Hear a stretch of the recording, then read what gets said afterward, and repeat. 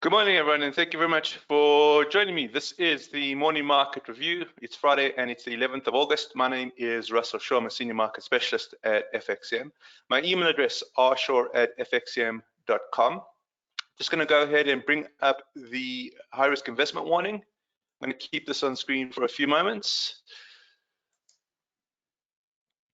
Good morning, Zanetta. Pleasure to have you on the webinar. Hello, Kim, Raj. Thank you very much for signing. An absolute pleasure. Thank you. Thank you for everyone signing in this morning. Much appreciated.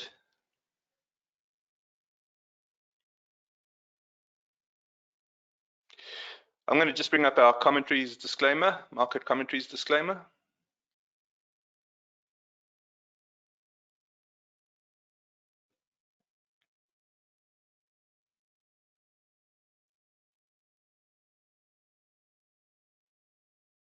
And just the references, Market Scope 2.0 and Trading View.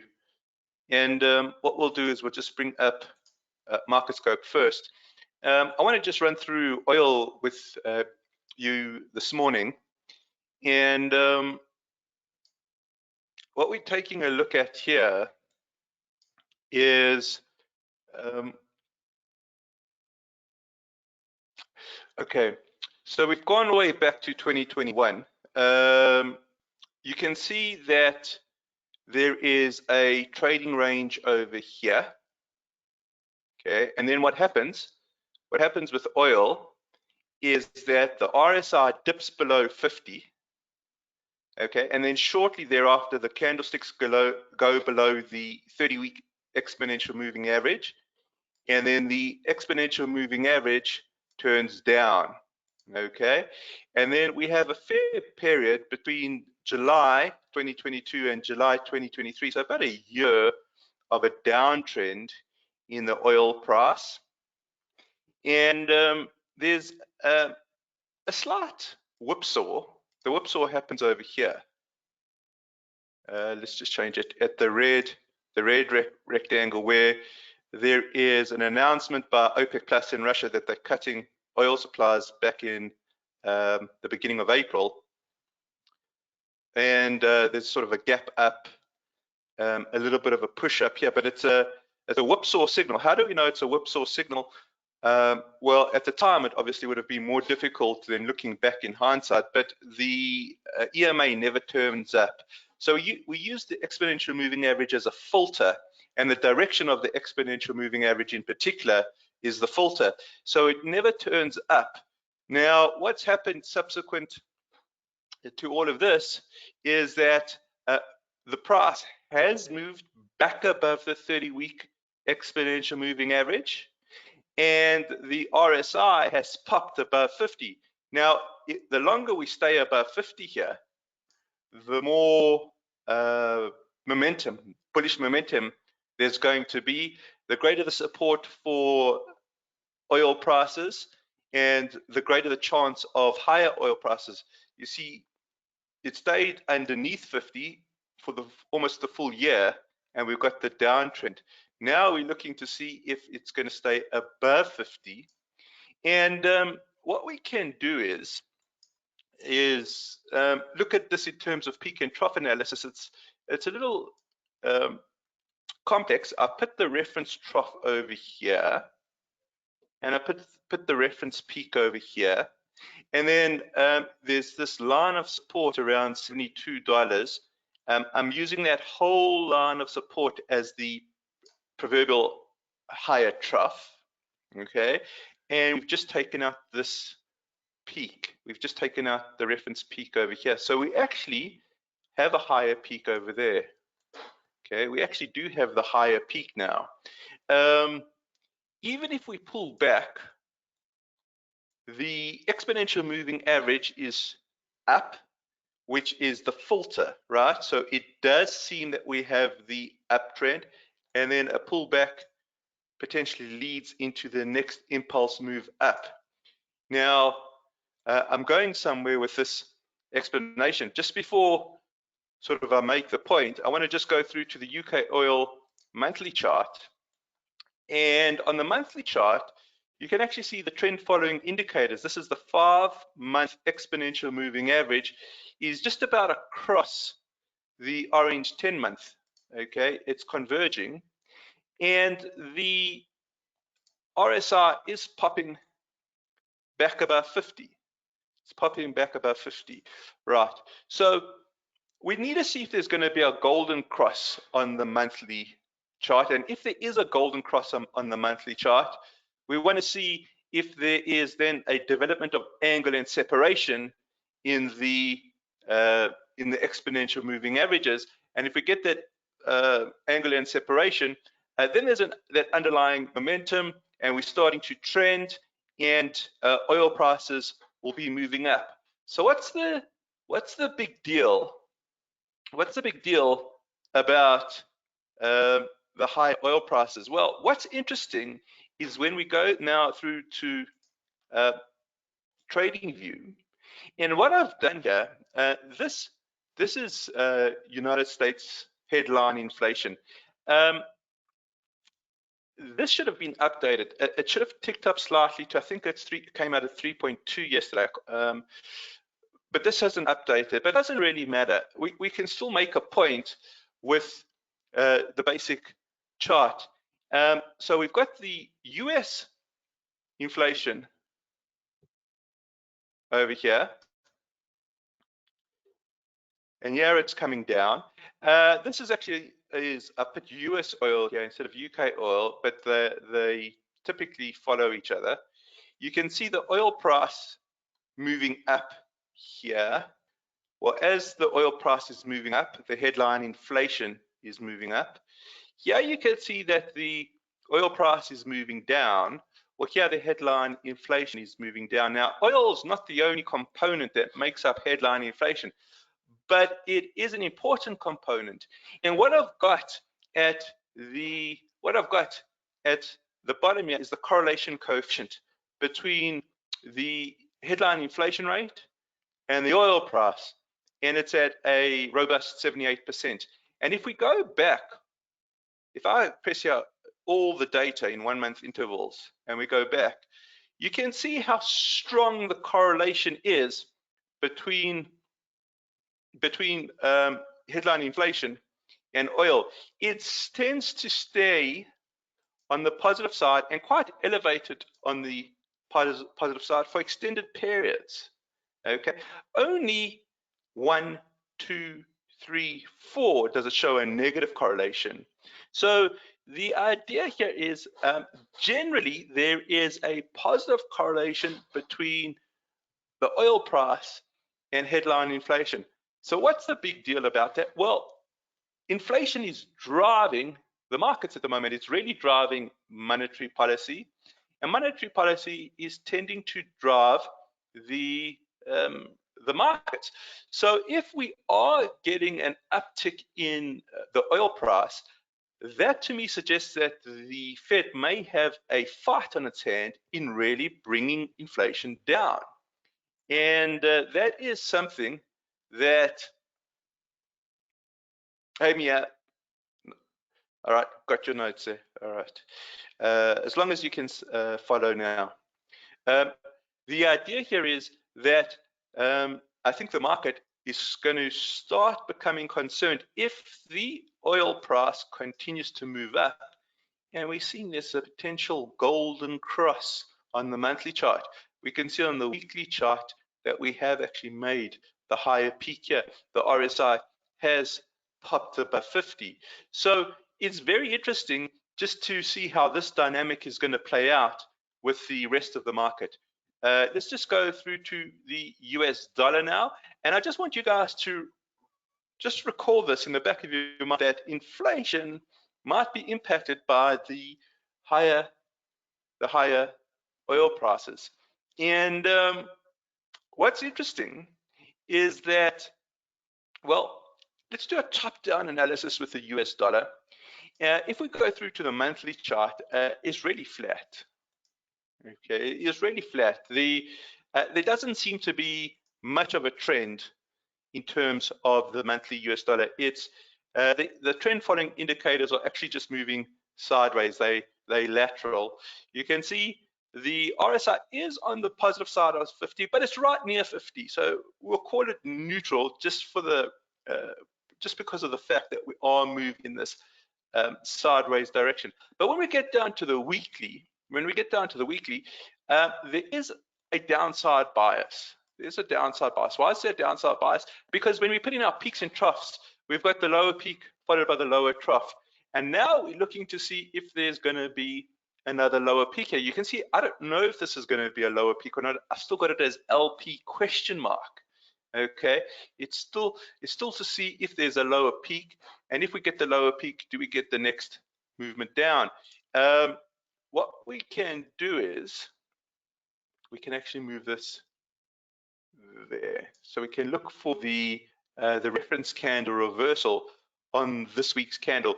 We do have this resistance area here, but following yesterday's inflation.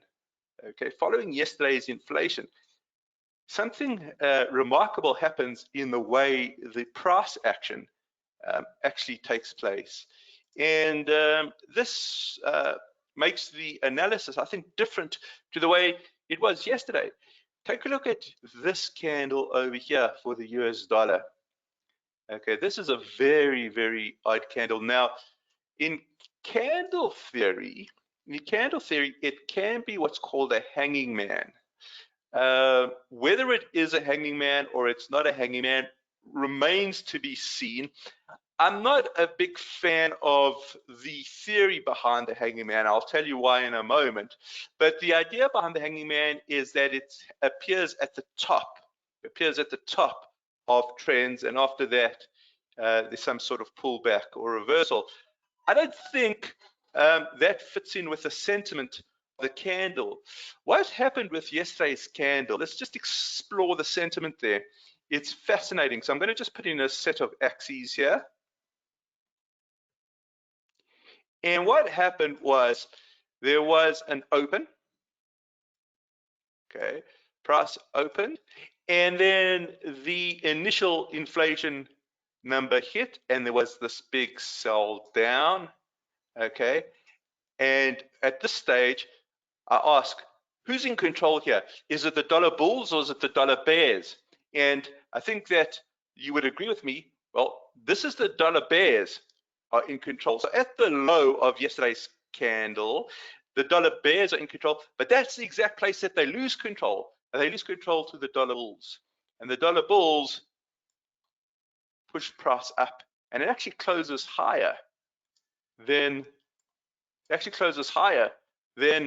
the open. Now that's a strange movement in the US dollar, just given the moderation in inflation.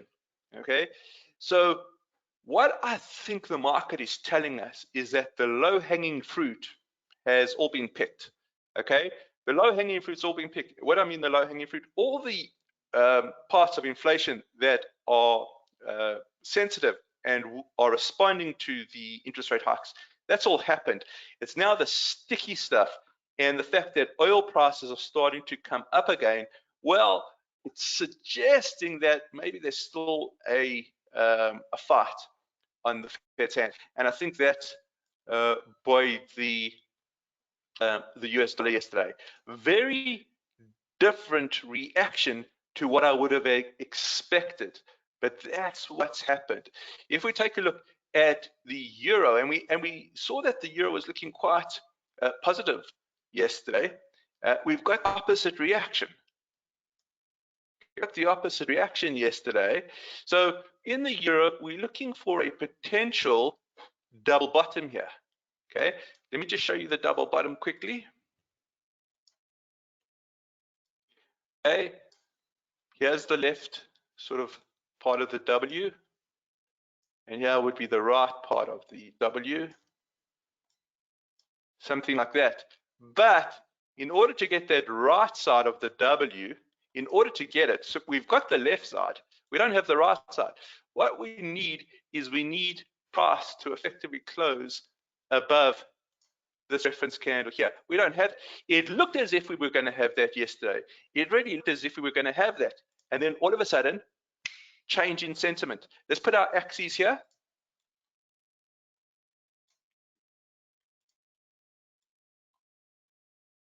And what happened was we opened. Okay, there's a slight low there. Okay, so opened, it goes, there's a slight low. What happens? Inflation data is released. The Euro bulls take it away.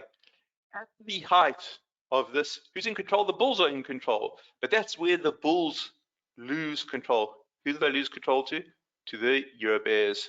Okay, and the Euro bears take price down. So it's the bears that remain in control at the close of the day yesterday.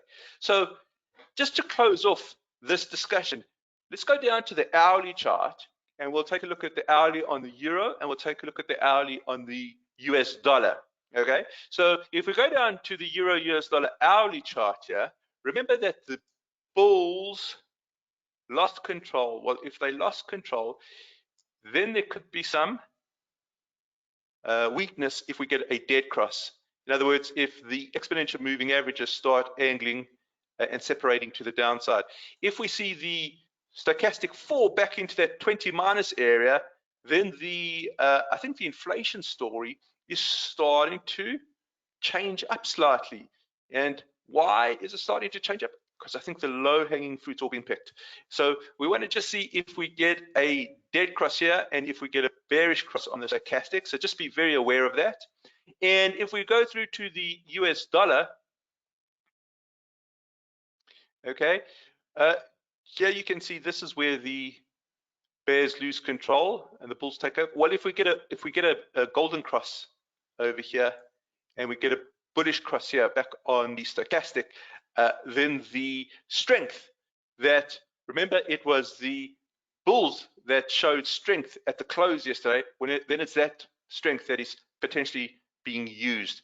Okay, so very, very interesting, albeit not ambiguous, let's just say confusing price reaction following that CPI print. We're going to get PPI out today. We'll see how the market moves after that PPI, but very, very surprising moves yesterday.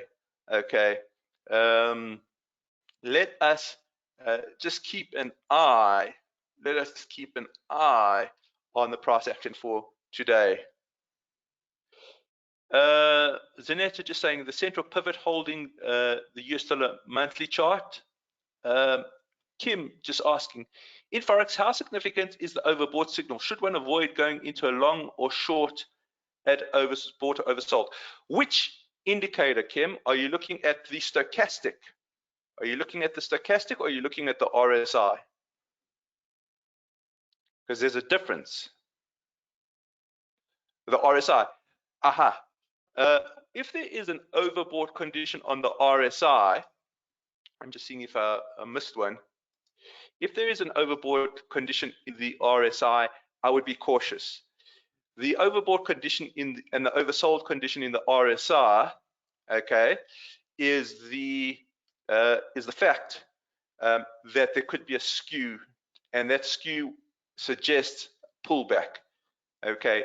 Time frame is also important with RSI. A weekly RSI overbought or oversold at the 20% level. Which pair are you looking at, Kim? I'll just see if I can pick it up on my side.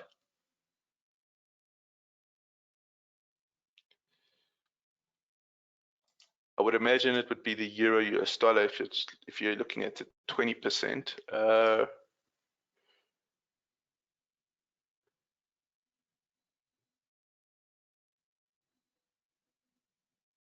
Yesterday's euro US dollar.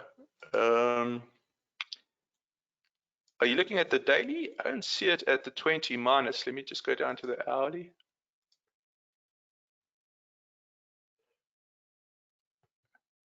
One hour. I don't see it. Don't see it on my settings. I don't see it. I use 10 and the median. 10 and the median. I don't see it. I don't see the oversold condition.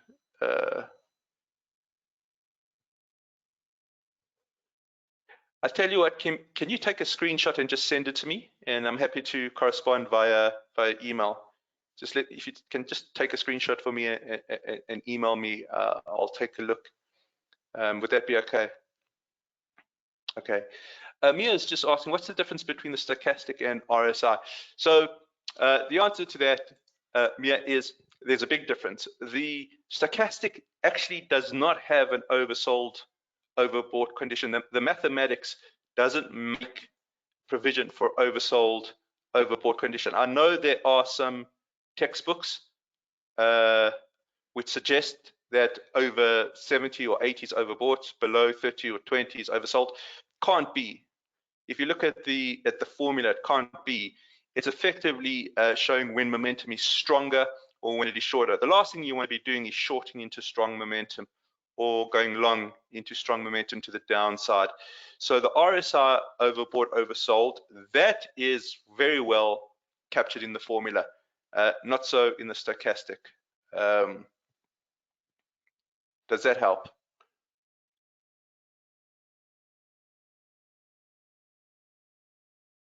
Stochastic is momentum, absolutely, yeah, absolutely. All right, any other questions there? RSI is overbought, oversold, yeah. All right, guys, let's wrap up here. I will speak to you guys on Monday. I want to just wish you all a great weekend. Okay, great weekend. And we'll speak on Monday morning. Thanks very much, guys. Have a very good weekend. Cheers, guys.